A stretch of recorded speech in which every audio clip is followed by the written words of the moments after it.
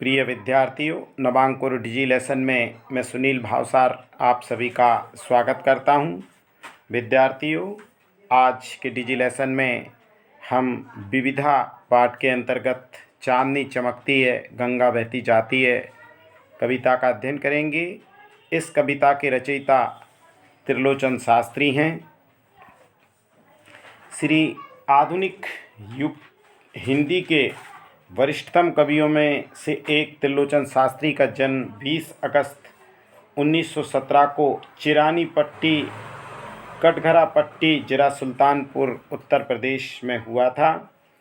धरती, गुलाब और बुलबुल दिगंत ताप के तपाए हुए दिन, सब मैं उस जनपद का कवि हूँ।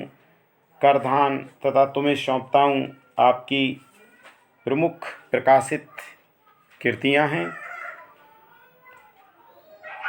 मध्य प्रदेश के सागर विश्वविद्यालय परिसर में स्थित मुक्ति बोध सृजन पीठ के आप अध्यक्ष भी रहे हैं। ताप के तपाए हुए दिन कविता संग्रह के लिए आपको साहित्य अकादमी पुरस्कार प्रदान किया गया। 9 दिसंबर सन 2007 को आपका देहावसान हो गया। पाठ का सारांश। चांदनी चमकती है गंगा बहती जाती है कविता में शास्त्री जी ने गंगा नदी के किनारे चांदनी रात के सौंदर्य का चित्रण किया है। उनका कथन है कि गंगा नदी के किनारे चांदनी रात का वातावरण अत्यंत सुंदर दिखाई देता है।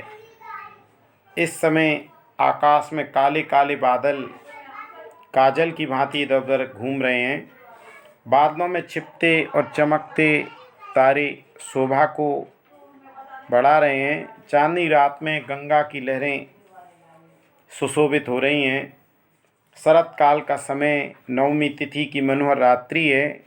शीतल ठंडी रात मन में रोमांच का अनुभव कराती है। यद्यपि अभी शीत ऋतु नहीं है, किंतु शरतकालीन शीतलता से तन के रोए कंपन कर रहे हैं, अर्थात शरीर रोमांचित हो रहा है। रात में आसमान स्वच्छ था, लेकिन एकाएक वर्षा होने लगी। इसके बाद आकाश स्वच्छ हो गया और पुनः धूप खिल उठी। देखते ही देखते बादल इकट्ठे हो गए। कभी अपनी पत्नी से कहता है कि यह हवा बार बार तुम्हारा आंचल इस प्रकार खींच रही है जैसे तुम्हारा देवर बचपन में आंचल खींचता और हट करता था। व्याख्या। चल रही हवा धीरे धीरे सीरी सीरी, उड़ रहे गगन में झीने झीने कजरारे चंचल बादल, छिपते छिपते जब तब तारे उज्जवल झलमल, चांदनी चमकती है गंगा बहती जाती है। संदर्भ प्रस्तुत काव्य पंक्तियाँ हमारी पाठ्य पुस्तक हिंदी विशिष्ट नवनीत के चांदनी चमकती है गंगा बहती जाती है से अवतरित हैं। इनके रचयिता त्रिलोचन शास्त्री हैं। प्रसंग। प्रस्तुत काव्य पंक्तियों में कवि त्रिलोचन शास्त्री ने गंगा के किनारे फैले रात्रिकालीन सौंदर्य का चित्रण किया है। व्याख्या। कवि कहते हैं रात्रिकालीन गंगा के किनारे फैले सौंदर्य का चित्रण करते हुए कवि त्रिलोचन शास्त्री कहते हैं, चल रही हवा धीरे धीरे गंगा के किनारे रात्रि काल में मंद मंद गति से हवा चल रही है। सीरी सीरी ठंडी ठंडी हवा चल रही है। उड़ रहे गगन में झीने झीने, आसमान में पतले पतले पारदर्शक कजरारे यानी काले काले चंचल बादल उड़ रहे हैं। छिपते छिपते जब तब तारे, उन बादलों में से कभी तारे छिप जाते हैं, कभी निकलकर चमकने लगते हैं, झिलमिलाने लगते हैं। इस प्रकार गंगा के किनारे चांदनी चमक रही है और गंगा निरंतर बहती जा रही है। विशेष प्राकृतिक सौंदर्य का चित्रण, सहज सरल प्रवाहपूर्ण भाषा, पुनरुक्ति प्रकाश और अनुप्रास अलंकार, वर्णनात्मक शैली। ऋतु शरद और नवमी तिथि है कितनी कितनी मधुर रात, मन में बस जाती शीतलता, अभी नहीं जाड़ा कोई, बस जरा जरा रोएं काँपें। तन मन में भर आया उछाए, हाँ दिन भी आज अजीब रहा। रिमझिम पानी बरसा, फिर खुला गगन, हो गई धूप। संदर्भ पूर्व की तरह। प्रसंग प्रस्तुत काव्य पंक्तियों में कवि ने गंगा के किनारे फैले रात्रिकालीन सौंदर्य का चित्रण किया है। कवि कहता है, शरद ऋतु है और शरद ऋतु की आज 9वीं तिथि है और आज की रात्रि बड़ी मधुर है। मन में बस जाती शीतलता, और इस रात की शीतलता मन में बस जाती है। अभी नहीं जाड़ा कोई, अभी कोई तेज सर्दी भी नहीं लग रही। बस जरा जरा रोएं काँपें, बस थोड़े थोड़े रोएं काँपने लगते हैं। तन मन में भर आया उछाए, तन और मन उत्साह से भर गया। हाँ दिन भी आज अजीब रहा। आज दिन में भी बड़े अद्भुत नज़ारे देखने को मिले। रिमझिम पानी बरसा। पहले रिमझिम पानी बरसता रहा, फिर खुला गगन और प्रातःकाल में आसमान खुल गया, हो गई धूप और धूप निकल आई। दिन भर ऐसा ही रहा तार, दिन भर ये क्रम चलता रहा। कपसीले ऊदे लाल और पहले मेले मटमेले दल के दल आए बादल। दिन भर ऐसा क्रम चलता रहा। सफ़ेद बादल, मेले लाल और मटमैले बादलों के झुंड आते जाते रहे। अब रात ना उतना रंग रहा, अब रात हो गई और उतना रंग दिखाई नहीं पड़ता। काला हल्का या गहरा या धुएं सा, या तो धुआं या धुंध सी दिखाई देती है। कुछ उजला कुछ कहीं पर थोड़ा बहुत उजाला दिखाई देता है।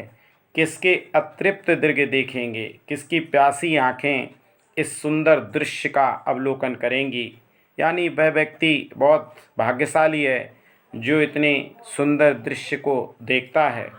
चांदनी चमकती है, गंगा बहती जाती है। चांदनी चमक रही है और गंगा निरंतर बहती जाती है। इस प्रकार प्रस्तुत काव्य पंक्तियों में कवि ने गंगा किनारे फैले रात्रिकालीन शरद ऋतु के सौंदर्य का चित्रण किया है कि आज की रात का सौंदर्य अवलोकनीय है। बस थोड़ी बहुत शीतलता है जिससे थोड़े बहुत रोम काँप रहे हैं। अभी कोई तेज सर्दी नहीं पड़ रही। तन और मन उत्साह से भर गया। दिन में अजीब क्रम चलता रहा। पहले रिमझिम पानी बरसा, फिर आसमान खुल गया, धूप निकल आई। दिन भर ये क्रम रहा। कपसीले ऊदे लाल पीले मटमैले बादलों के दल आते जाते रहे। अब रात हो गई, केवल धुआं या धुंध सी दिखाई देती है। कहीं थोड़ा बहुत हल्का सा उजाला नज़र आता है। जो इतने सुंदर दृश्य को देखेगा वह बहुत भाग्यशाली होगा। चांदनी चमक रही है, गंगा बहती जाती है। विशेष प्राकृतिक सौंदर्य का चित्रण, सहज सरल भाषा, पुनरुक्ति प्रकाश और अनुप्रास अलंकार, वर्णनात्मक शैली। कुछ सुनती हो कुछ गुनती हो, यह पवन आज यों बार बार खींचता तुम्हारा आंचल है। जैसे जब तब छोटा देवर तुमसे हट करता है। जैसे तुम चलो जिधर बेहरे खेत हैं याद तुम्हें। मैंने जोता तुमने बोया, धीरे धीरे अंकुर आए फिर और बढ़े। संदर्भ पूर्व की तरह। प्रस्तुत काव्य पंक्तियों में कवि अपनी पत्नी को संबोधित करते हुए कहता है कि ये वही हरे भरे खेत हैं जो हमने और तुमने मिलकर बोए थे और आज यहाँ हरियाली लहरा रही है। कवि कहता है, कुछ सुनती हो अपनी पत्नी को संबोधित करते हुए कभी कहते हैं कि तुम कुछ सुन रही हो, कुछ गुनती हो, तुम क्या गुनगुना रही हो। यह पवन आज यूँ बार बार खींचता तुम्हारा आंचल है। पवन यानी हवा। ये हवा जो आज बार बार तुम्हारी साड़ी के आंचल को खींच रहा है। जैसे जब तब छोटा देवर, जैसे कभी कभी तुम्हारा छोटा देवर तुमसे हट करता है, जैसे जैसे कभी तुमसे किसी बात की हट करता है और तुम्हारी साड़ी के पल्लू को बार बार पकड़कर खींचता है, ऐसे ही ये हवा बार बार तुम्हारी साड़ी के आंचल को उड़ा रही है, जैसे तुमसे किसी बात की जिद कर रही है। तुम चलो जिधर बे हरे खेत। वह कहता है तुम जिधर भी जाती हो वहाँ हरे भरे खेत लहाने लगते हैं। वे हरे खेत, ये वे ही हरे खेत हैं। है याद तुम्हें, तुम्हें कुछ याद है? मैंने जोता तुमने बोया, हमने मिलकर इन खेतों को बोया था। मैंने यहाँ पर बीज डाला था, तुमने यहाँ बीज बोए थे और हमने सिंचाई की थी। धीरे धीरे अंकुर आए फिर और बढ़े। उन बीजों से धीरे धीरे अंकुर फूटे और उनमें से छोटे छोटे पौधे निकल आए और छोटे छोटे पौधे धीरे धीरे बड़े होने लगे। हमने तुमने मिलकर सींचा, हम दोनों ने मिलकर उन छोटे छोटे पौधों को पानी से सींचा था। फैली मनमोहन हरियाली, और मन को मोहित करने वाली हरियाली चारों तरफ फैल गई। धरती माता का रूप सजा। इन पौधों से धरती माता के सौंदर्य में वृद्धि हो गई। उन परम सलोने पौधों को हम दोनों ने मिल बड़ा किया। उन सुंदर सुंदर दिखाई देने वाले छोटे छोटे हरे हरे पौधों को हम दोनों ने देखभाल करके छोटे से बड़ा किया। जिनको नहलाते हैं बादल, जिनको बहलाती है बयार, आज उन पौधों को बादल बारिश करके नहला रहे हैं। हवा जिनका मनोरंजन कर रही है। वे हरे खेत कैसे होंगे, कैसा होगा इस समय ढंग। वे हरे खेत अब किस अवस्था में होंगे, कैसा उनका रूप होगा। होंगे सचेत या सोए से वे हरे खेत। वे हरे खेत अब भी जागरूक होंगे या अब सो गए होंगे।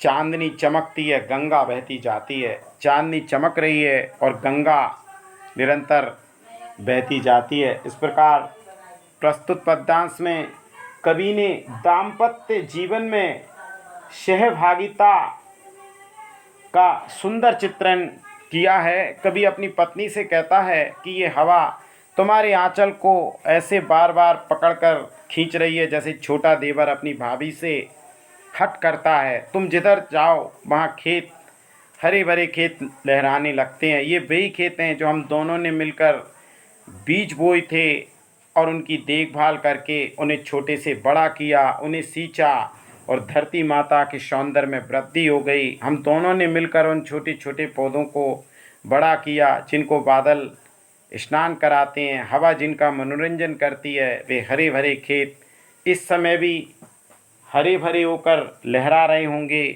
या सो गए होंगे। इस प्रकार गंगा के किनारे चांदनी चमक रही है और गंगा निरंतर बहती जा रही है। विशेष प्रस्तुत काव्य पंक्तियों में वात्सल रस, सरल सुबोध, व्यावहारिक भाषा, पुनरुक्ति प्रकाश, अनुप्रास, अलंकार, वर्णनात्मक शैली, दाम्पत्य सहभागिता का वर्णन। आज के डिजी लेसन में मैं सुनील भावसार आपसे विदा लेता हूँ। विद्यार्थियों, आप सभी का बहुत बहुत धन्यवाद।